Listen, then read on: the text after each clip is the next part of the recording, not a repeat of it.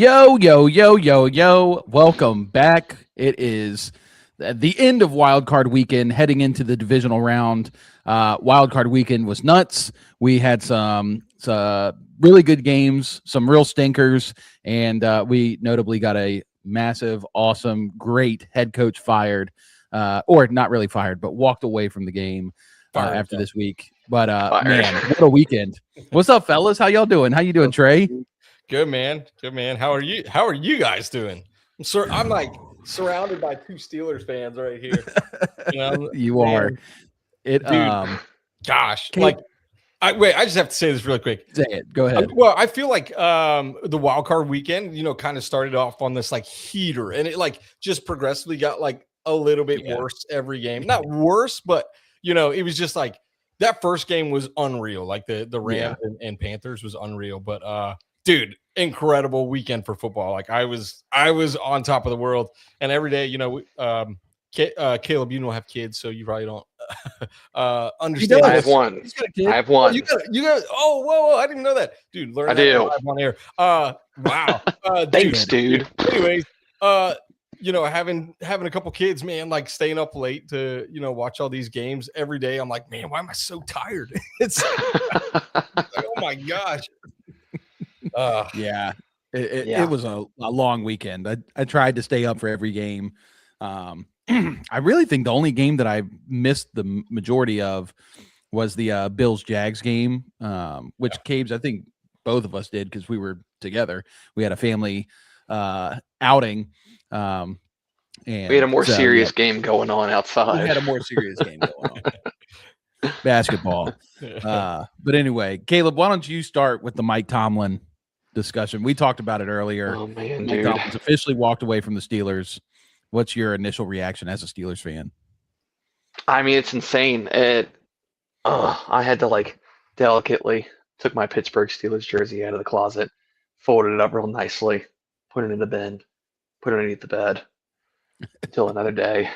Real dramatic. It was great. You should have been there. But it was wild, man. Like, obviously, as a fan, there's so much to complain about throughout the seasons, years, whatever it may be. Mike Tomlin, towards these past couple of years, I was just getting irritated. Felt like he was more of like a friend of the players instead of being an actual coach. So initially, I thought when I saw the news that I'd be pretty excited. And there was a little bit of excitement to it. I guess the first emotion was like, wow, like it actually happened. Like I did not expect this. Like no more Mike Tomlin. I think Cam was kind of saying it to me. We were talking a little bit earlier. But since I started watching football, getting more into it, like Mike Tomlin's all I've ever known. I came towards the end of Bill Cowher's career, but I didn't really watch enough to, really fully appreciate Bill Cowher. But it's been Mike Tomlin, man, since the beginning times, and now it's no Mikey T. I'm like, daggone, like, it's weird, man. I'm gonna miss him for sure. He did some great things, but then once I got over that, I was like, man, who are we gonna go for? Like, I have nobody in my mind where I'm like, yeah, this is probably the one. Like, honestly, I think everything's like up in the air. Hopefully the Pittsburgh staff and Omar Khan know a little bit better than I do. But I don't know. What was your guys' first reactions to this sad yet exciting news? I mean, obviously for me, like I grew up a little bit before the Tomlin era. Bill Cowher, I got to see that Super Bowl, the 2005 Super Bowl win, and then I saw the bad follow-up season, and then they hired this no-name guy named Mike Tomlin, and I think there were a bunch of other coaches that were in that cycle, and I was like, who in the world is Mike Tomlin? Keep in mind, I'm like 12, so like I don't know much about coaches. I didn't know much of what was going on, but I mean, really, he came out of nowhere. He was a first-year defensive coach for the Buccaneers or the Vikings. I can't remember which team. He was on both staffs at one time, but his team had gone 6-10. He had a pretty up and down year, and then he comes to Pittsburgh. He comes with Ben Roethlisberger. They have every season he's coached, we've had a winning season, record above 500, which I know everybody's tired of it, but that's an incredible feat. Despite all the playoff losses, there's a lot of playoff losses because you see these teams that we get into the playoffs It's insane, especially ever since Big Ben kind of tapered off / retired. Mike Tomlin dragged Kenny Pickett into the playoffs. He dragged Mason Rudolph and Justin Fields and Russell Wilson, Aaron Rodgers, playoffs. And I mean, that's an incredible feat. Something that I've had to reflect on, because like when Caleb was saying, when I first saw the news, it was like, oh, they finally did it. Oh, they finally did it. Why is my heart hurt? I love Mike Tomlin, man. I love him. He's the funniest dude in the world too. Like he just said a couple weeks ago, we said it on the pod when they asked him after the field goal kick that Tyler Loop missed. They were like, so, if he had made that kick, what was your plan? Like he said, hey man, if your auntie doesn't have male parts, then he's not your uncle or something like that. It was like the weirdest phrase I've ever heard. Yeah. But just a very endearing guy. I mean, a ton of success in the NFL, and I really do wish him the best. I've been seeing these reports that part of his decision may have been influenced by the fan base kind of turning on him and those in the organization turning on him, which it sucks to see. But I do think it kind of ran its time. The meta right now in the NFL is these young, up-and-coming, offensive-minded coaches. Yeah. Even defensive-minded now. We've seen that with Mike McDonald over there in Seattle. And these guys who are schemers, who are tacticians, who can adjust to every team they play and not just stick to one formula. And that's just where the NFL's gone. And so we've seen two Titans go down. We've seen John Harbaugh, who 18 seasons in the league, great coach. Now Mike Tomlin. It was time, I think, for both of them, but just hats off to them. Incredible coaches, incredible careers. And now it's moving forward for both franchises. Craziest thing to me is that out of all the coaches in the AFC North to remain, the only one to remain in the AFC North is Zach freaking Taylor. That's crazy. That's crazy. That was more mind-blowing than the news. Once that hit me, I was like, oh, God. Oh. Trey, what was your thoughts on the Mike Tomlin leaving?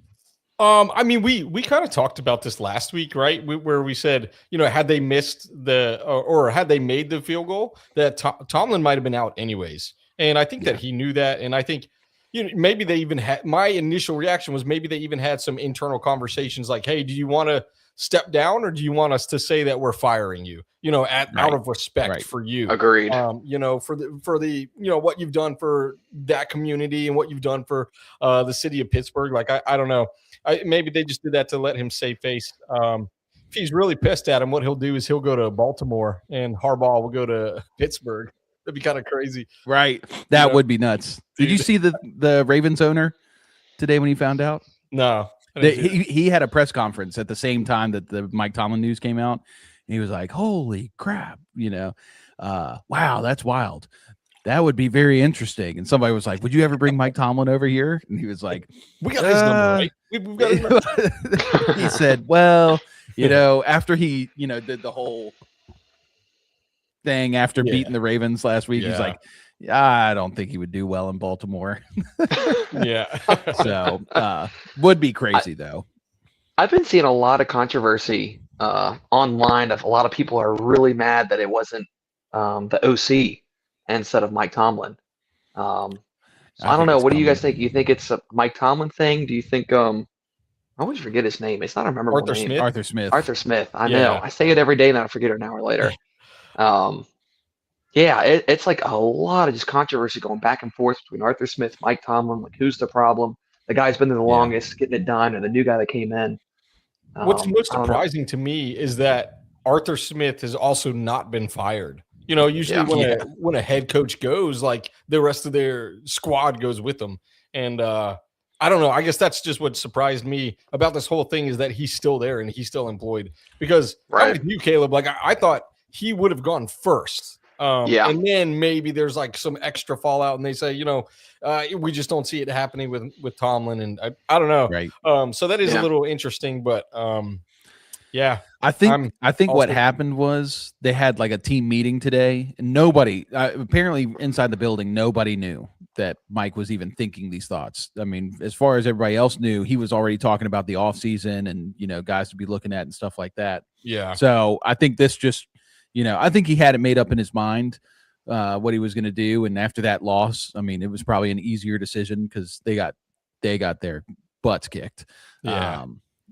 So I think he made that decision. I do think Arthur Smith might stick around one more year if he does not get a head coaching job elsewhere or another job offer, because this is 2026 will be his last year under contract. Steelers typically don't like fire coaches early. But this is the big thing, right? The whole Steelers organization is changing completely. Yeah. It's already changed in the past couple years, moving from the past GM, I can't remember his name, but now moving on to Omar Khan, who's been way more aggressive than Steelers have been in free agency and trading. Now you're seeing Mike Tomlin walk away, and I just don't think anything's off the table. I wouldn't be surprised if when they do find a head coach that they just clean house and let that new coach bring on a full new staff, which is very exciting. Yeah. And if I can give you my wish list right now, Chris Shula is my number one. Oh, Chris Shula is the guy I want. I thought you were going to say Mike McDaniel. I do like Mike McDaniel. I know you do. Here's where I'm going. Bring him as the OC. Chris Shula is the head coach, Rams defensive coordinator. He's done a lot with very little over there. I know they have like a great front seven with Jared Verse, Brandon Fisk, a couple other guys, but the backfield is terrible in LA, and they're still a very good defense. He's young. He's, got the history. His grandfather was Don Shula, who led the Dolphins to an undefeated season. It's all things that typical Steelers GMs look for. Bill Cowher and Mike Tomlin and Chuck Noll were all hired around 37 years old and were former defensive coordinators. So that one just makes sense. Who I definitely don't want, obviously, Arthur Smith, and then Jeff Hafley, the Packers coordinator. Please do not give me anybody from that Packers staff. I don't want anything to do with it. That'd be sad. That would suck. I don't know. Do y'all have any other good coaching fits for Pittsburgh that you can see? I don't know yet. Yeah. I'm still thinking about just from an unbiased non-Steelers fan, right? I'm looking at it trying to think, because they do have a good defense. So maybe, if you are going to keep one of the pieces, maybe you do keep the DC and you just try it out. No, he's gone. Oh, he's gone. Oh, okay. He will be. It won't be long. This is his last year of the contract, but he has been god awful. All right. Well, bring over Robert Saleh. That's what I'm saying, dude. Let's bring over Robert Saleh. Yes, sir. Have the number one defense next year. Go get. You guys want Mendoza? You guys want him? He's probably going too high. I would love Mendoza. Yeah, he's too high. There has been some. Somebody shared something. I don't think it's realistic, but saying that we could trade Mike Tomlin, because with him walking out, the rights are still owned by the Steelers. Yeah. So similar to Sean Payton, yep. He could be dealt, and his contract goes up through next year or something like that. So, if we traded him to Las Vegas, to the Raiders, could we get Mendoza and then sign Kurt Cignetti, the Indiana head coach, former JMU alum? Let's go Duke. That's crazy. You think he's worth the crazy first? You think Tomlin's worth the first? I do, just with his pedigree. That's how he's viewed around the league. I wouldn't trade a first for him. Right. I also probably wouldn't have traded a first for Peyton. Well, the thing is, the first that they traded for Sean Payton was pick number 23 or something. We also got a second with that. What's first that? and a second. It was a first and a second. For Peyton. Was it? Because I saw it earlier. Okay. I'm pretty sure. I'll look it up. Yeah, for sure, because it was a pick that they got back for Bradley Chubb from Miami. So they used that pick and sent that over to New Orleans. Yeah, it was pick 29 in the 2023 draft. A 2024 second. Dang. And then they got that's what they sent to get Peyton, and then they got a third round pick as well. So that is Peyton. So 2 second round picks is what you'd be looking at, pretty much. So I don't know that you could. I mean, you package. Pretty bad. You package those 2 seconds, which one of those second round picks is going to be high. It's going to be close to that 29. What do they get? They have number 1, right? Aren't they number 1 or number 2? Yeah, Raiders are number 1. Yeah, right. So I mean, they'd be giving up 33, and I don't know. That's probably it. That's probably all you get. Maybe we could get more. I think we could. I just don't think they're going to trade him yet. No. Somebody was just speculating. I'll tell you the other guy I'd really like is Clint Kubiak. Sure.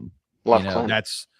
and this is the argument right now on Twitter, because Pittsburgh is one of those places where coaches are, they sign and then they're there for a long period of time. So job security is a big deal with Pittsburgh. The organization's been around forever. There's a history there. So a lot of people say it's one of the most attractive jobs available right now. But, you don't have the quarterback. You're going to have to rebuild that team completely. So it is a big project as a team. I don't know. I think we're going to find out a lot more in the days coming. I think there's going to be a couple more firings for sure.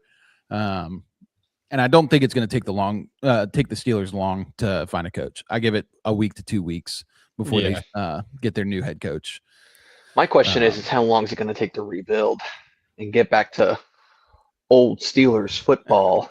Because like you said, it's not the most attractive team to take over. No. You got no quarterback, a younger-ish O-line that's starting to get it together.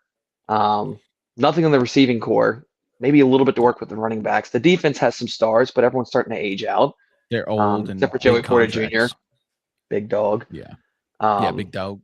So it's definitely a unique situation.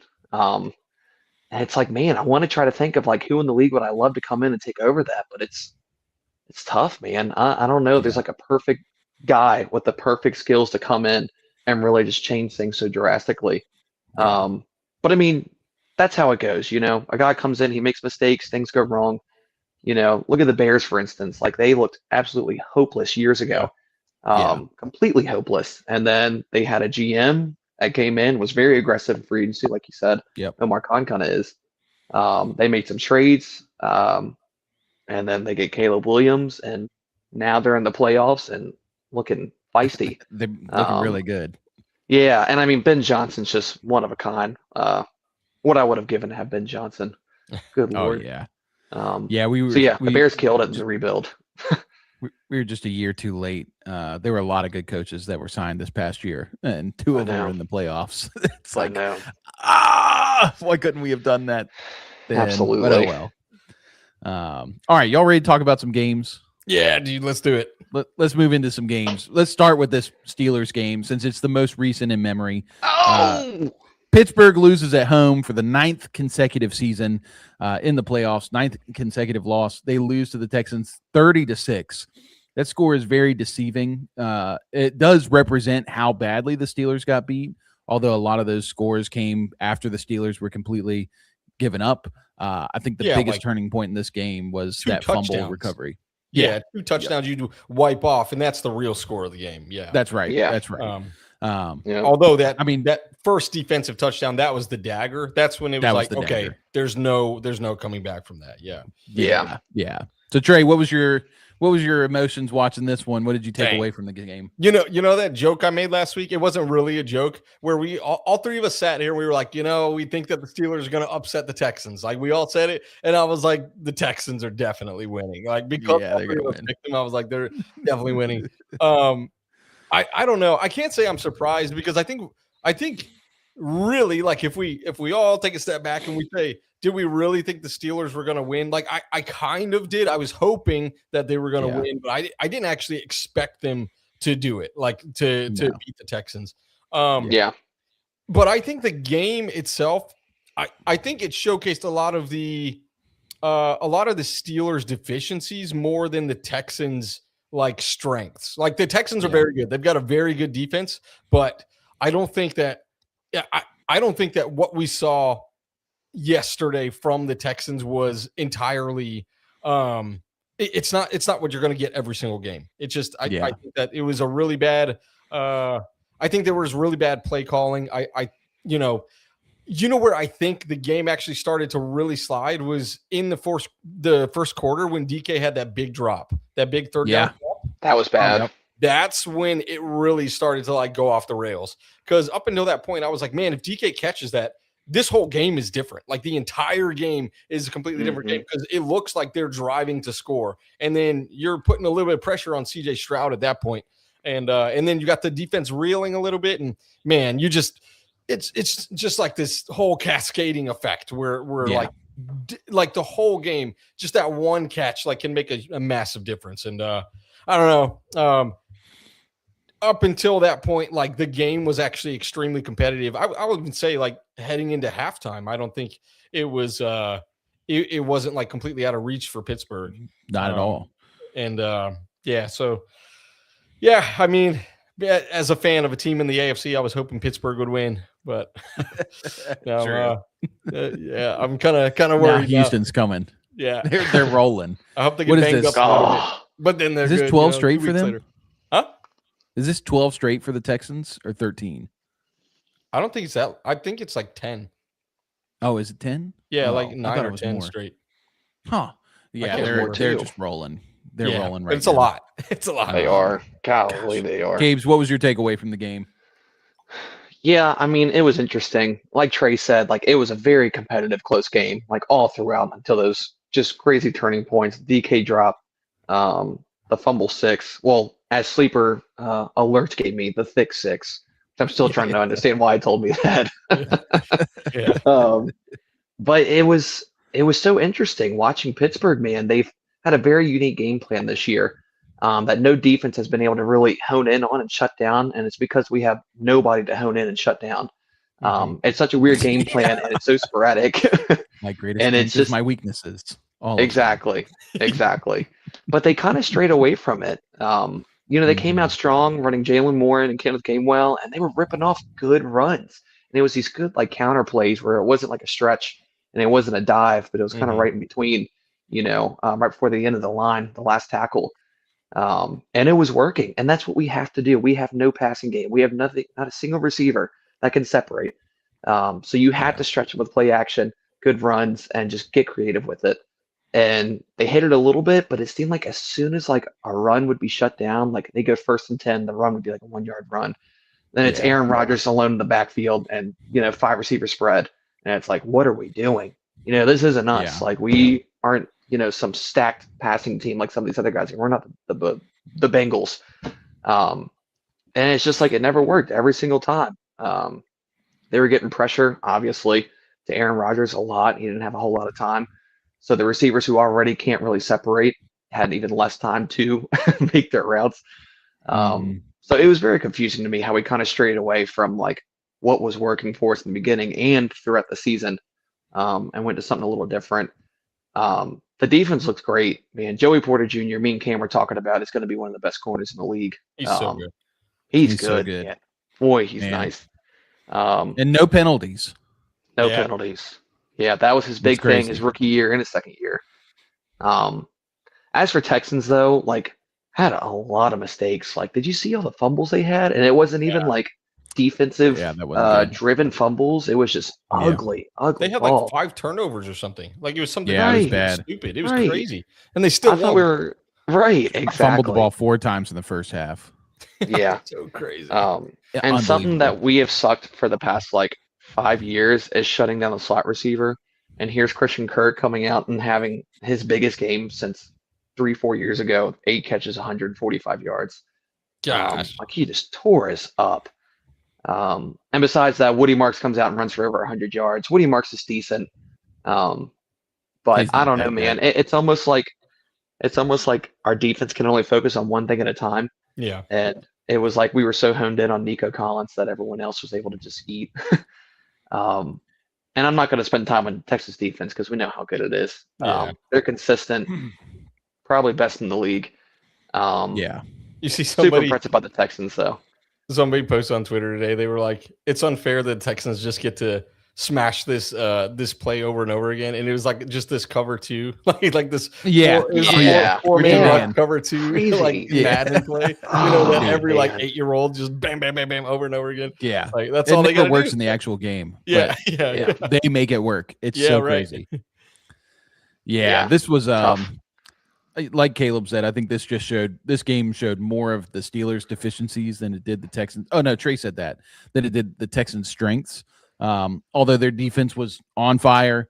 Steelers, bad game plan. They came in and they were running the ball all over the Texans, and then they just abandoned it and started throwing the ball. That's the last place you wanted to be in this game. When we talked about this, I talked about running the ball and short, quick game, and they were throwing it down the field every time. And it's like, who are you throwing it to?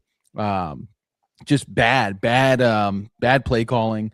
But the biggest thing, this was the hardest part of the game for me, is that Texans were my dark horse candidate to make it to the Super Bowl. So I had to root against them, and I actually ended up hating them at the end because they were beating the brakes off of us. Yeah. But moving forward, go Texans. Like, they are so good, and this is exactly how they want to play.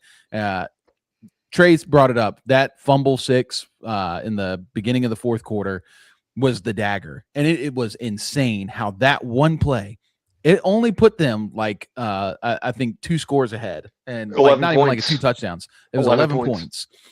And many of these games we saw this weekend, 11 points is definitely like achievable in 12 minutes left in the game. Yeah. But because of how they've been playing the Steelers the whole time and how much of an uphill climb it was, for that to happen to Pittsburgh, it sucked the air out of the stadium completely. And that's what the Texans want to do. They want to steal your will to even live, and they did it perfectly. Really excited to talk about them playing the Patriots next week. Yeah. Let's move on. Let's talk Rams Panthers, because I know Trey likes the Rams a lot. And you were and the Panthers. You were almost, your streak was almost correct. I know that the Panthers would win. I know. That was the crazy. the one game that I needed it to be right. Yeah, exactly. Yeah. Crazy. Yeah. What a game! Like, Bryce Young had the game of his life. I think, in front of a national audience. Like, it was great to see that. I mean, I feel like if you're Carolina, like you have to roll with him again. He's gonna, someone else is gonna snatch him up if you let him go, like immediately, because he's shown that he can go get it done. It's not his fault that his team gave up 34 points. Like, he didn't do that, but he helped get them to 31 points in the playoffs against a Rams defense that I know has taken a step back a little bit, but they're still a very good, very stout defense. But yeah, man. Bryce looked good. Tet really looked good. Liked him. Man, I just thought that they were clicking on all cylinders, but Puka, like, you can't stop him. Like, you can only hope to contain him for so long, and then he's just gonna go crazy. And sure enough, that's what he did. He had 2 touchdowns. Is that right? He did. Yeah, like 2 touchdowns, like 130 yards or something. I can't remember. 111 yards on 10 catches, a touchdown, and the one was a rushing touchdown. 3 attempts for 14 yards and a touchdown. Crazy. Yeah. Insane. Yeah. But I love seeing like all the back and forth, like all the lead changes that they were talking about, that had happened in the fourth quarter. It was something crazy. It was like 19 lead changes or something. It was nuts. Like, so fun, man. Yeah. Such a fun game. And you're talking about 6 games. Like, that's so crazy. Yeah. And this is what makes me love football, man. No fantasy football to watch. Your team's not even playing that week, for you, and mine wasn't playing that day, but it's like, I could just watch it all day long. Such good football, man. Yeah. And that's what I said last week on the primer too, was, wild card weekend is always my favorite. But this year in particular, this wild card weekend, this is the best weekend that I think I've seen in, gosh, I don't know, probably like a decade. I don't know. Long time. Yeah. It's been a long time. Oh, yeah. Yeah, this right is there a with really good wild card. Yeah. Real quick, shout out to Kendrick. Keep pounding regardless. I was texting Kendrick throughout the game. I was like, "You're gonna do it, dog. Yeah, y'all are gonna win." And he was finally at the end like, "Let's go!" And then of course the Rams scored, and he was like, "Oh!" And I just know that was heartbreaking. But Cam Newton was an appearance. I mean, it was a big game for the Panthers. Regardless, good for them to do that. Cabes, did you have any takeaways from this game? Yeah, I mean, it was such a fun game. And this is what I expected for the Rams offense when they got Devontae back. And it's not that he's just such a crazy good player, but it's that he's good enough to demand, attention from defenses. And I was worried about them playing the Panthers because they have one of the sneakiest good secondaries and defenses in the league. Yeah. But I think Devontae made all the difference here. And like I said, he didn't do anything crazy, but I think it took pressure off of Kyron, off of Puka, off of Stafford, off the tight ends. And oh my gosh, man, Rams offense just executed perfectly. Yeah. Just perfectly. Everyone was eating that catch. I think was that Colby Parkinson for the game winner. I guess the Yeah, that touchdown. was a Yep. sick catch. Yep. Sick throw, honestly, to the sideline. He Such a looked good catch. he looked like Harold Um, Fannin for a second. oh no, he didn't. Oh, Um, Every tight end I wants to be Harold Fannin. that's right. I know Every good tight end. exactly. Panthers had a good game plan as well. They looked good. Bryce didn't look horrible. Um, man, I think Bryce is good, but I don't think he's good with this team. I feel like it's going to take a different coach and a different Mm, system to really unlock him a little bit more. Because obviously we've seen his flashes when the scheme that Canales draws up is for him in the passing attack. But other times it's just where did Bryce go?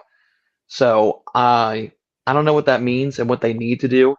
Um, but I don't know, man. I just feel like Bryce needs to be way more consistent to be considered, still a starting QB in the league. Because man, he pisses me off. Um, but the Carolina passing attack, the plays that you're up are very odd, man. Me and Cam, I told Cam a little bit when I was at the game. I went to the Carolina game a couple weeks ago against Seattle, cool. and being able to see the full field, I always Yeah. forget like you can see what's going on now instead Yeah. of like just what's going on TV. And I'm watching these routes, and I started Tetaroa that week in fantasy, so I'm like, rooting on Tet. He had like one catch for 4 yards, great. But I'm watching it, and it's like every play, they're sending their outside guys like Tet and Coker or Leggett, whoever it is, like on these just deep, like money ball, routes. And then they have like a tight end doing something crazy. And it's just consistently doing that. I'm like, man, they are not giving Bryce like anything like easy to work with at all. Yeah. Um, so I just think the passing attack scheme's just not really cut out for Bryce very well. And I think he could do a lot better with another team. But um, I'm glad the Rams pulled it off. I was nervous when I made that pick, and then Trey made the pick right after me for the Rams because heard you on a hot streak of picking against Carolina. I was on a negative streak. That's what it was. That's Yeah. right. I don't even know Yeah, what there to you call go. it. That's right. It was There a you bad go. streak. It was like a Rams have been like my favorite for the Super Bowl champions since they played the Eagles. I think it was like week 4, week 5, yeah. and they lost to a blocked field goal. Yeah. They've been my favorite since then. I've been writing it out, but I'm still believing in them. I think they're going to go far, if not win it all again this year, and I wouldn't be mad at it. I'm in a pick'em league, and I also picked them to win the Super Bowl too. Nice. Let me press you a little bit real quick, Caleb. So Yeah. you take Bryce Young off of the Panthers. Where does he go? Who's the first team calling? Pittsburgh. Oh, Yeah. Dude, Honestly, what would that look like? if we were to keep with the same scheme, that'd be great. He doesn't have to be pushing the ball like 15-yard plus throws every other drive. I think that helps work his confidence. He reminds me a lot of like the smaller QBs, like a Drew Brees, like a Baker Mayfield, Mhm. that kind of get unlocked later in their careers, and just become absolute gunslingers. The only thing that worries about me is I don't think he has as strong in his arm as Drew Brees and Baker Mayfield. He doesn't have like that, like he can't just rip it in there like those guys do sometimes. So that worries me about him a little bit. His passes are a little softer. But back to your original question, I'd love if Pittsburgh got him. Honestly, I wouldn't hate it as a bridge QB, and if he was cheaper, I'd be all for it. But if not that, maybe sitting behind a more seasoned vet on a team to sit for a year and kind of learn with a good coaching staff. And you can put whatever name you want to that. So I guess it's more situation than team, I'd say. Yeah. Yeah. definitely. Real quick, what's up, Troy? Troy's here, my man, Troy boy. as always. Mr. Consistent. And then Kendrick said, yeah, they picked up his 5th option today, which I was going to bring up. Dan Morgan was talking about that. We'll see what he can do when his contract's truly on the line. We'll see if it's similar to the threat of him being benched. Every time you tell this man he's going to be benched, he balls out. So, I know. Dude, maybe next year's the year. Picking up his 5th-year option, that's trade bait. If you ask me, man. That is them saying, Pittsburgh, come give us your first. Well, No. He's on a cheap deal for a year. You get a rental. We're gonna wait all year, and when no one wants to pay up a first for him, we'll come back to him and be like, "Hey, man, I know you didn't get your first, but here's a nice fifth rounder for you. We're willing to offer." We've been waiting for and you then to we'll get really him. hit rock bottom. That's right. Yeah. No. So this game, I'm going to differ from both of y'all. I know we're touting the Rams heavy right now, but I gotta say, man, they have looked very mid the last like 3-4 weeks. And they've been bailed out. They got rocked by the Falcons, which was hilarious. But they're allowing a ton of points, and I just don't know how that will translate when they go play a team like Seattle, even though they've beaten Seattle once this season. They almost beat them the second time. I don't know. I'm losing a little bit of faith in the Rams, is I guess what I'm saying. To almost lose to the Panthers a second time is kind of ridiculous, if you ask me, in the wild card round. But what do I know? I thought the Steelers were going to beat the Texans last night. So, I mean, Panthers are a playoff team, though, right? I mean, you almost lose to a playoff team. You can't really say, "Oh, that sucks." That. And the Panthers defense has been playing a lot better. Yeah. Do you guys see the seeding is exactly the same in the AFC and NFC? Yeah, it's kind of wild. It's so weird. Good It's Lord, the 1 and 6 versus the 5 and 2 in both. The 3 seed was conferences this year. Yeah. Good Lord, that's weird. It's all planned out. Troy says the Panthers should send Bryce Young to the Cards for Kyler Murray, and I think that just helps nobody. For Kyler Murray, that's what we're saying. All of the I think that involved. I think it just compounds the issue, that both of them have small quarterbacks that struggle to stick around in the pocket. But once again, what do I know? I think if Bryce Young were to go anywhere, go into if he played with Mike McDaniel somewhere, not just because I love Mike McDaniel, just his scheme is that quick game thing, and allows a lot of guys to get open downfield. I think Bryce could really do well in a system like that. So anyway, we'll talk about the Rams on Thursday more, because they're going to go play the Bears, which I think will be a pretty interesting matchup. That's going to be a good game, boy. Yeah. And before we move on, Kendrick says, I'm good on that trade, which, I'm with you on that one. Kyler still got it. Let's talk that Packers-Bears game, because that was fantastic. That was a great game. Packers went up 21-6 at halftime. Yeah. And of course the Bears, I don't know what they do at halftime. I don't know if they've got a bunch of leftover goats that they just, sacrifice in the locker room to make sure that the gods are on their side. But they came out swinging in the second half. Packers were sitting back on their heels, and they got caught. And eventually the Bears went up and did not let go of that lead. Bears win this one 31-27. Ben Johnson wins his first playoff game with the Bears in his first season.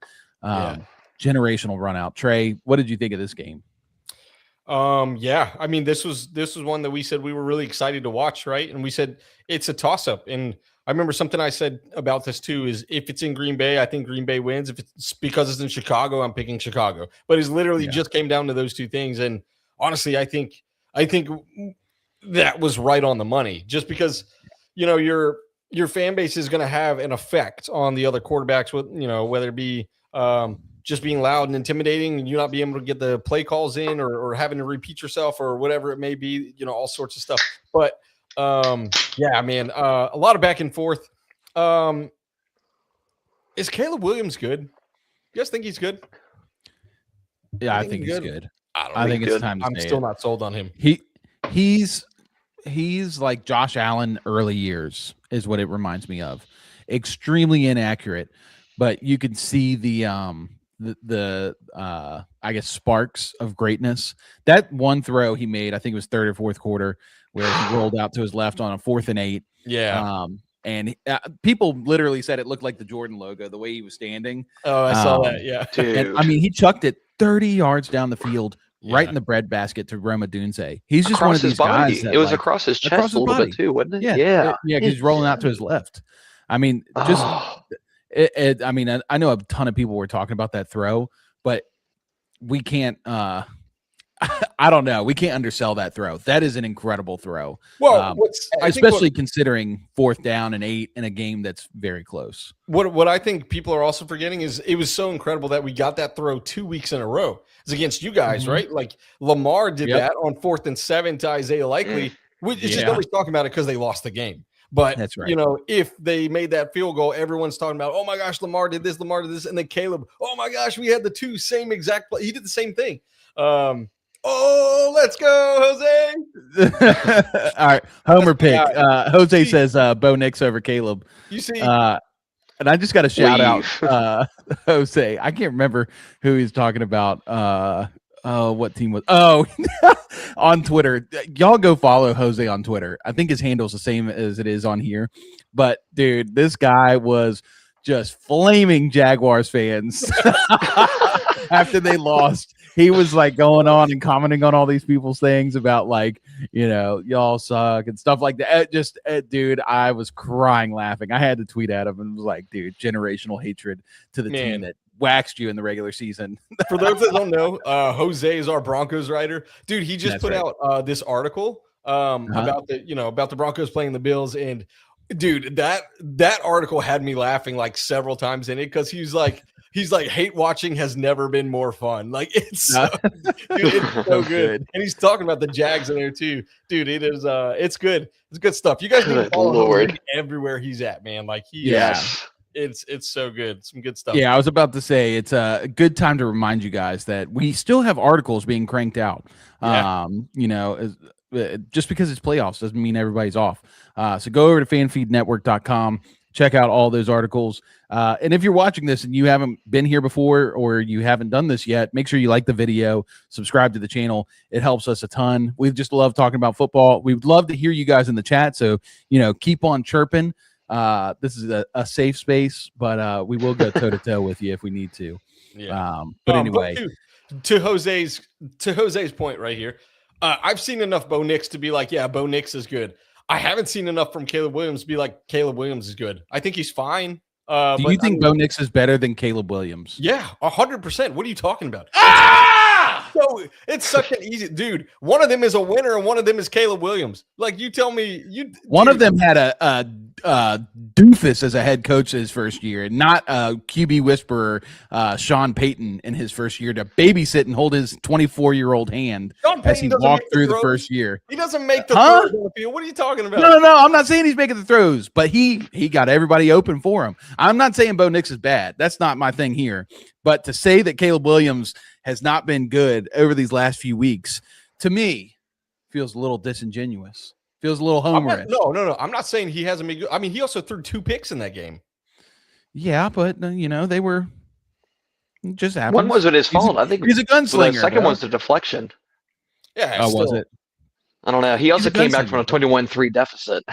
He's only thrown 3 picks in his last I don't know. Bo Nix has done 6 that. games. 3 picks in his last 6. You talking about Bo Nix? Bo Nix is the most winningest fourth quarter. Like he's got the most fourth quarter comebacks in the first 2 seasons in NFL history. What are you talking about? 21-3 though. 21-3. He done it from 21-3 deficit. Dude, the Broncos were down. I was at a game where the Broncos were down. Dude, I was there. I was literally there. Hold up. I do like Bo Nix. I love this. Hold on. They gave me this at the game where Bo Nix came back. Is it real or is it fake? The gold chain? Is it the gold chain? Yeah, it's a real this. I'm gonna have to send one to Jose just for that comment. Jose, I do like Bo Nix. I got a few. I do like Bo. I really do like Bo Nix. It's just it's hurt watching the offense. I feel like it could just be so much better, and I feel like he could play way more consistent. And you just haven't seen it. But I mean, to your point, I'm not going to say that Caleb Williams is miles ahead or way better or anything. I just think Caleb Williams deserves flowers too for what he's doing. So the last 5 games, Caleb's thrown 10 touchdowns and 4 interceptions. Bo has thrown 6 touchdowns and 2 interceptions. Yeah, that's because if you want to talk about Sean Payton is not calling any any creative game plans at all right now. He's playing back. Neither's Ben Johnson, bro. It's just he's this not is going all to show anything before the playoffs. Like, why are you gonna show anything to the playoff teams right before you play them? That's so dumb. Before this season's over, you're going to apologize for how you've talked about Caleb dude, Williams. The game plan for the Broncos for the past month has been run the ball, lose to bad teams, ground, get out of there. Like, that's the only game plan. It's like just keep them below 10 points and we're good. I'm so excited. We'll talk about it on Thursday, but I'm so excited to see all these plays that they've been hiding up their sleeve. I'm just excited to see all these. That's what I was going to say. Like, the Bears had such a run-heavy identity all season long, and now it's like they're fully unleashing Caleb Williams in the passing game.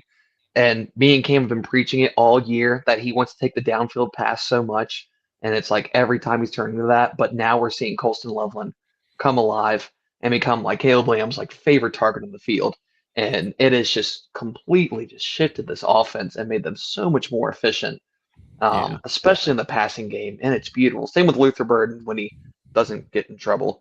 But now we see DJ Moore kind of coming back to life and playing well, good football as well, when he was almost obsolete. Now Roma Dunze is the guy who's kind of getting the kick to the curb treatment.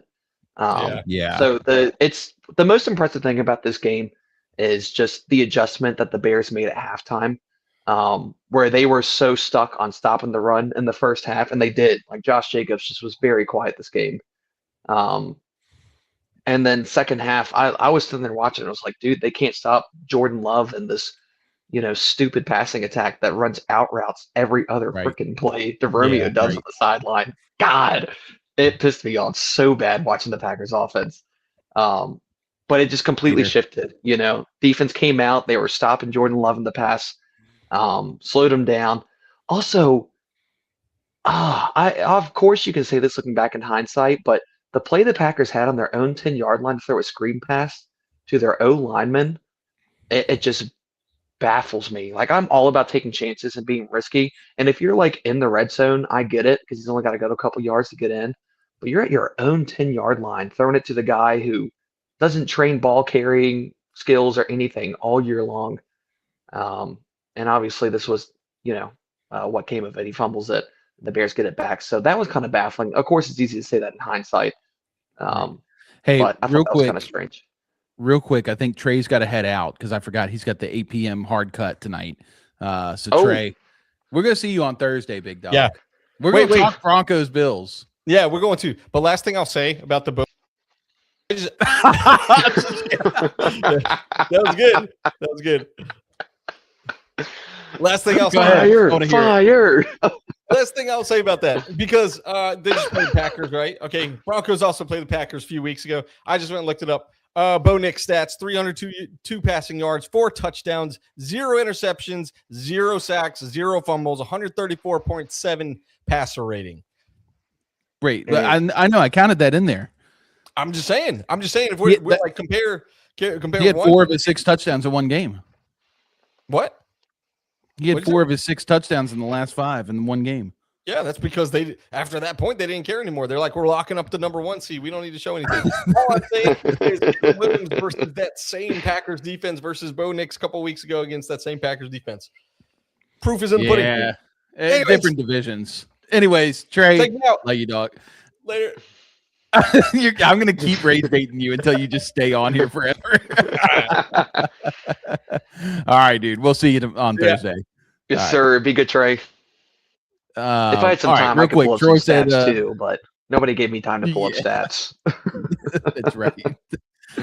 Troy said he had the Jags over the Bills. I can't hear you at all. Just collapsed. Oh, you can't hear me?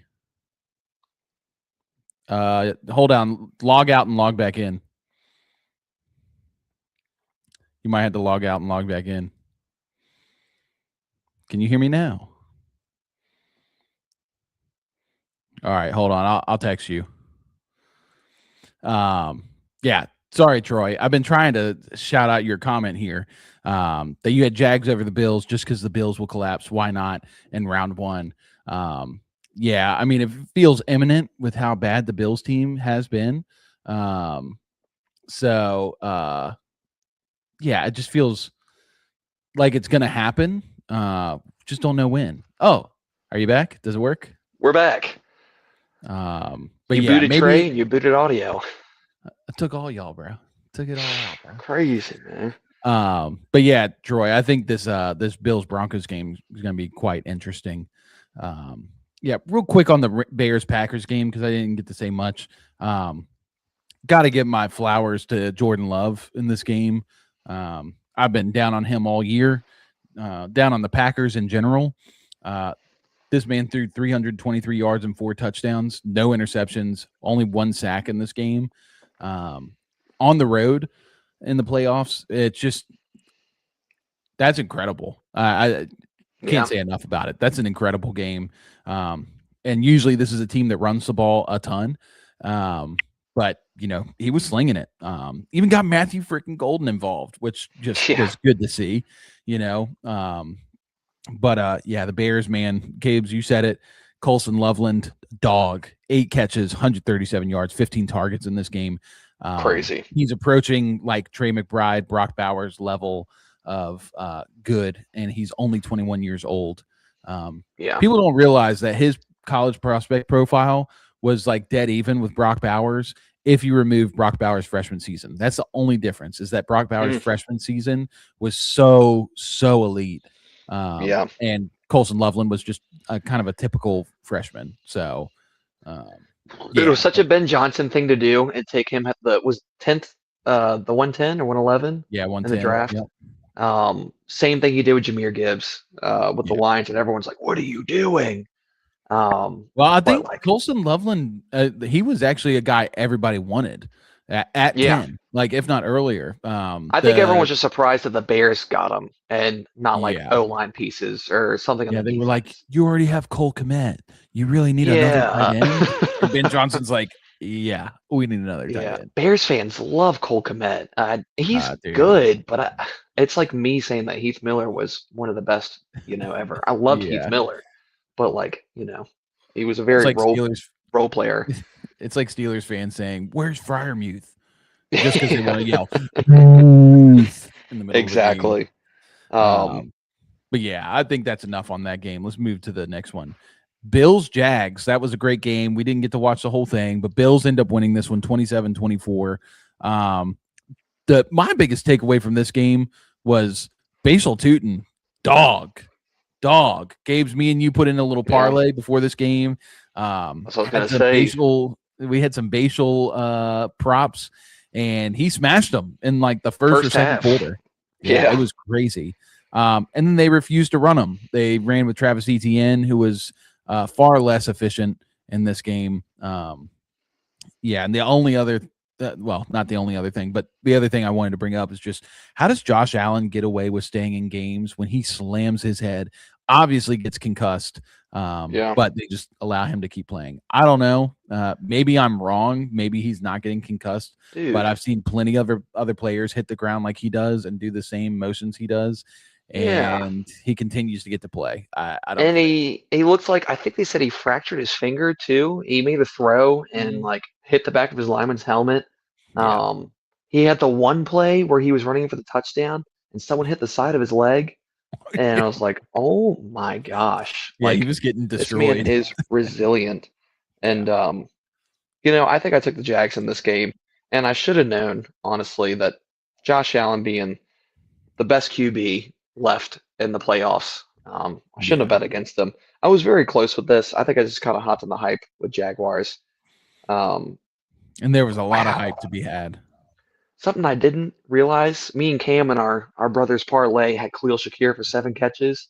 He had 12 catches. Yeah. Good Lord. That one was such an easy one, and his line was at like 5 catches. That was such an easy one with the lack of receivers they have, and just knowing that Josh Allen in the playoffs is going to throw the ball to Khalil Shakir. And on top of that, the Jags secondary is buns. So that felt like such an easy call. 12 targets is hilarious. That's so funny. Which was surprising. We didn't see a lot of James Cook in this game. I think that was kind of the projection for everybody. I guess they're saving him. But both teams look great. I don't think you can knock either one of them. Bills just that last in the fourth quarter, when Josh was driving and he threw that bomb to Brandon Cooks. Oh, That tilted everything, and yeah, um, Bills deserve it, man. I hope they do good against I really Broncos, do. but if we can talk real quick about Jags, man, if they can continue with the streak and this path they're on with their offense, and with the addition of Travis Hunter Yeah. and add a couple guys to the defense, this is going to be such a good team next year. I Well, mean, that's what Liam I wanted Cohen's to just done ask a you. terrific job. That's what I was going to ask you. So, number one thing is Travis Hunter, because right now everybody's talking about Parker Washington, the ascension of Parker Washington, and how well he has played in the last few games. Obviously, this game gets over 100 yards, and has had 3 out of his last 5 games over 100 yards, with double-digit targets. Are you buying that? Like, do you think that's going to continue next year, and then the Jags will be forced to play Travis Hunter at corner because they don't have any good corners, like, and they Right. drafted this guy at 2. Does this make Travis Hunter more of a full-time defensive player and part-time offensive player, or do you think he's going to go back to what they were trying to do with him? I think it's too early to tell. There's still a lot of offseason to be had for the Jaguars to make different moves and go different routes. They drafted Travis Hunter to benefit the team, and if he Yeah, benefits playing corner a little bit more, I still love the original idea of them having Travis Hunter out on third down plays on defense, but then yeah, more playing like 70% of his time on the offense. yeah. Um, And but I I'll mean, go ahead. I was just gonna say, I think he's still going to, um, be mainly an offensive player. Yeah, I don't think they drafted him. You don't see corners going 2 overall. right. You do see more receivers go to higher, maybe not 2 overall, but higher. The reason he went 2 overall is because he plays both. The plan for him all season was for him to uh, be a starting receiver, run about 70 to 80% of the routes, and then spotlight on defense. Unfortunate injury for him, the LCL injury. He was just getting going, Yeah, he was was. starting to play really well. And you just watch him. Like, he's an athletic freak. I know there's a lot of people that say that he was just getting garbage time in Colorado, and that's where he made his money as a receiver. But he's an athletic freak.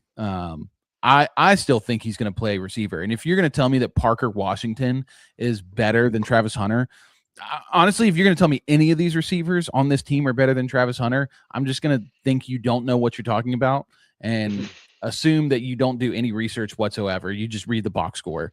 Mm. I love Parker Washington. Don't get me wrong. Don't get it twisted. I was on Parker Washington. Caleb can tell you I was on Parker Washington early on. But look, here's the other thing. Brian Thomas Jr. sucks. They might even trade him. I mean, Mm. I don't know, man. That's going to be a big question. Here's the other thing. Have you heard about this young coach they have, the OC, Grant No, Udinski? no. 30-year-old OC. And now all of a sudden he's emerged as like a potential head coaching candidate for a lot of teams. So Jeez, that's interesting to look crazy. at that Liam Cohen's already creating a coaching tree after his first year. Yeah, yeah, that's super cool So to see. yeah, Um, but yeah, it's interesting. The last thing I'll say is like, it's not that, Travis Hunter is the most gifted and athletic and probably the best receiver on the team all around. Um, but I think you just sometimes see QBs like Trevor Lawrence just gravitate towards someone that they're more comfortable with and more consistent with, and that's why we see Parker Washington just balling out right now. yeah, Um, so I'd be willing to say that Travis Hunter more plays the Jacoby Myers role and stretches the field a little bit. And Parker Washington maybe doesn't keep doing what he's doing right now because that's unreal for Parker right. Washington. Um, but I don't know because you also got Britton Strange, but I'm not even worried about it, man. I am just praying that Bashal Tutin just takes over this backfield. And not even a Yeah, takeover. Like, just give him an even amount of splits, you know? yeah, When a guy's running that good, you got to give him the ball. Give him the freaking ball. yeah. I Um, agree, and I I'm think excited for the ETN. Jags. I think ETN's played well. If they decided to sign him, that's fine. But I think they do have a good 1-2 punch, and I just think Bashal For Tutin's sure. deserved more play in the offense. We'll talk more about the Bills on Thursday, obviously because they won. But great game by the Bills. You this just goes back to the old saying with playoffs is like experience in the playoffs trumps like almost everything. And we Absolutely. see that a lot in the Bills game, but we also see that a lot in the next game with the 49ers taking on the Eagles. 49ers beat the Eagles 23-19. Even though the 49ers are starting practice squad linebackers, their receiving core is decimated, their O-line broke, defense is just completely destroyed, and yet they still win this game. And the Eagles, man, like what are we doing? Big news for the Eagles right now. Kevin Patullo, OC, has been fired. And I think Shocker. all Eagles fans will rejoice because this guy, like, what was he doing? Why was he even the coach for this long? I don't know, man. What did you take away from this game? It's just as much as it frustrates me, I don't like the Eagles very much as an organization, but it still irritates me to see just, OCs and coaches just wasting potential and players like this. Like it literally just looks like Patullo is just clicking Ask Madden for every single play Yeah. and running with it. And I think Sanford came out and had a game plan to just slow Jalen Hurts in the passing game down. And if Saquon got a couple of yards on him, like it is what it is. And I think Saquon did have a decent game, but they knew that they're not going to, scheme anything creative for him at all. It's going to be the same thing every time. Yeah. I mean, this was just a gross game, such a gross game. Except for the defense. Philly's defense deserves better. Golly, poor guys. But still a good game in the end. San Fran, I thought, played a decent game. I'm a little worried with Brock Purdy being a little inconsistent and not converting on third downs. That is a big deal. I think we talked about that a couple weeks ago. So maybe it's time to just put in Jawan Jennings, man. Let him sling that thing. Man. Or better yet, just bring in Mac Jones. I know, honestly. Did you know that Jawan Jennings was actually a higher rated QB than guys like Lamar, Josh Allen, as a high school prospect coming out of high school? Yeah, that is so funny. That's so it's funny to wild. think about. Also, George Kittle getting hurt. That sucked. I hated seeing that. That's what I was going to say. That, Achilles tear, just a real bummer for them. We talked about the conspiracy theory last week, but the electrical system, there were a lot of good memes about the electrical system just working its butt off to like take another 49ers player. But yeah, George Kittle, man, down and out for the count. This team's got an uphill battle. Who are they playing next week? Seahawks. Yeah. I just, unfortunately, man, in Seattle, we'll talk about it Thursday, but I don't even see that one being close. But we talk about playoff experience. It's Kyle Shanahan. The guy's been in the Super Bowl multiple times. It's hard to bet against him. Really, it's hard to bet against him in any game. But yeah, I don't think there's a whole lot more to say. Just, it's the same old stuff over here with Philly. Like, this Philly offense was so bad this year. And brother, that last play on 4th and 11, the play design. Sorry to cut you off, but oh my gosh, what are we doing? That just was summed up the entire season. Was our boy Film Watchers broke down the play. So go shout out Film Watchers, follow him on Twitter, Instagram. But he broke down that last play, and he breaks it down so well. They line up like they're going to go for it there, but they have time to be able to read the defense that the Niners are going to come out in. But they don't get to the line until they don't even break the huddle till there's 9 seconds left on the play clock. Right. And then with 3 seconds left on the play clock, they are forced to rush because that's finally when they all get set. So they can't read anything on the defense. And they end up calling 4 verts against cover 4 defense that they could have easily identified had they taken the time to get to the line earlier. And that's just simple mistakes in football to miss that.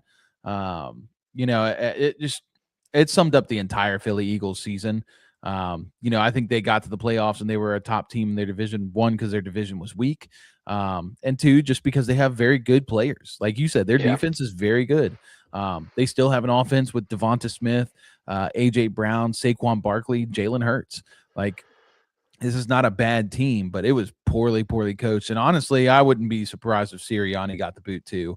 I think it's time for Sirianni. I don't think he's a very good coach at all.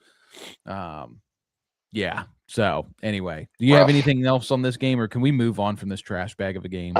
Please. Let's go. Chargers, Patriots. A lot of people were starting to like the Chargers in this one. But Justin Herbert ends up seeing ghosts for the entire game. Chargers lose to the Patriots 3-16 in New England. Yeah, I don't know, man. That I just felt like Justin Herbert, because the O-line's so bad, he just was automatically swinging out, like scrambling, wasn't looking downfield. I think it was like the second play of the game. I saw a highlight where Ladd McConkey was running a crosser. Justin Herbert starts scrambling out of the pocket, and if he put his head up, he would have seen him wide open down the field. And I mean, walk-in touchdown. Like, that's how easy it was. But Herbert just had his head down. He got sacked 6 times in this game, so like he was running for good reason. But yeah, I mean that O-line for LA is just bad. Greg Roman, terrible OC. And the worst part of this for the Chargers, where was Omarion Hampton? I didn't hear anything about this injury all week. I guess he was limited in practice. He comes on the field for like one play and then hops off the field and he was gone. Crazy. But I don't know. What'd you take away from this one, Caleb? Yeah, I mean, we were kind of, or everyone was preaching like, wow, this is such a great matchup. Patriots have no, pass rush. Chargers O-line is decimated, whatever. But I mean, if you think about it though, this is like any like defensive coordinator's like dream. It doesn't matter who he has. He knows what he needs to attack. And that's exactly what he did. And back to your point on Greg Roman, man, I feel like teams figured him out so quick with this spread offense of feeding everybody. If you looked at the box score for the past like 6 weeks, almost all the receivers in the Chargers have like the same amount of targets. It's like 4, 4, 4, 4, 4. And it's such this like spread offense of like trying to get everyone involved so like not one guy can be shut down. And I get it, it can be fruitful and work sometimes, but at the end of the day, especially in playoffs and against good teams, you got to get the ball to your best guys. Ladd McConkey had such a good rookie season, and he could have capitalized on that like majorly. And maybe Greg Roman's just having flashbacks from his Baltimore days and wanted to run a similar offense. I don't know. But, in this situation, what I would have loved to have seen is just a lot more decoys with the receivers to set up other receivers instead to have bigger games. And I think Justin Herbert would be a lot more profitable off it as well. But when you got an O-line that's just tore up and then a running back in Vidal who's decent, but can't get it really going, especially with the shot up O-line to take pressure off of Herbert. I felt bad for him, man. I went to bed early after this one. I felt so bad for Herbert. Yes, sir. It feels like every year, man, it's just so many things working against him. And it's just like Phillip Rivers' career all over again. And it's just Can we get a check on the Charger Stadium and see if they have an electrical substation nearby? Right. Because they've been going through this for quite a while. Maybe it's under the ground. Maybe it's in the tunnels of LA. Who knows? Yeah. And on the Patriots side, man, I know we'll talk about more about Thursday, but just beautiful decision making by Drake May. This man just makes quick decisions, snap decisions, and just executes beautifully. The Patriots are good. It's gonna be fun to watch them again. Yeah, they're a very smart team. I think they're lacking in talent, but Drake May, like you said, just fantastic game for him. 66 yards rushing. I know this was another one of our bets we put in that we had the Drake May and Justin Herbert rushing overs in this one, and they both smashed those. Yeah. Everything else we put down did not hit. So because I had Omarion Hampton. Oh yeah, because I thought he was playing. Yeah, we thought he was playing. Oh. Yeah. But, Bummer. Patriots are just a smart team that aren't going to make a whole lot of mistakes. Drake May did get sacked 5 times, 1 pick. He was under duress for a lot of this game, but he was able to overcome. And that's really what you want to see from a young quarterback in his first playoff game. they got a big one next week. I mean, that's the big test is the Texans, and we're going to talk about that on Thursday. But that's going to be the really real quick. test. If you look at it, I mean, are Pittsburgh and Chargers really that different the past like 5 years? Obviously, very as teams, similar. completely different, but like, look at what's happening. Like, great regular seasons, weird things that they never really fix, and they expect it just to go away in the postseason, and then first round exit every time. The difference is the Chargers have been able to get earlier picks because they've been worse. Steelers continue to have winning seasons. Chargers got Joe Alt, so I don't know. I'd rather have Joe Alt than another playoff loss. But absolutely. So, but I don't have much more to say on that one. I just think the Patriots are a pretty good team. They, proved me wrong in this one. And I think it's going to be a good divisional round. So real quick before we go, because we're done now. That's all the games. Let's take a look at the playoff bracket as it is. So Thursday, we're going to talk about Broncos Bills. That will be Saturday at 4:30. And then, is that right? Yeah, Saturday at 4:30. And then Saturday at 8, we got Seahawks at 49ers, or 49ers at Seahawks. And then Sunday, we've got the Patriots taking on the Texans, Bears taking on the Rams. Man, a lot of solid defenses here, dude. Like, defenses win championships. Like, there's, 3 teams with like the top defenses in the league, and the other teams are probably top 15. It's going to be a good divisional round thing. And I don't know. Is there anything else you want to talk about before we head out? I think that's it, man. I'm ready to dive into these upcoming games on Thursday. I'll tell you one thing real quick, because I've been scrolling Twitter this whole time because I'm a fiend. I just got to hear what Pittsburgh's going to do. Love a game, man. Somebody talked about them hiring Chris Shula. He's emerging slowly, I think, as the Twitter favorite for the Steelers to take as head coach. But the Rams also have an offensive assistant coach, Neil Hassey or something. It's a kind of a wild name, but he's young. He's 30 years old.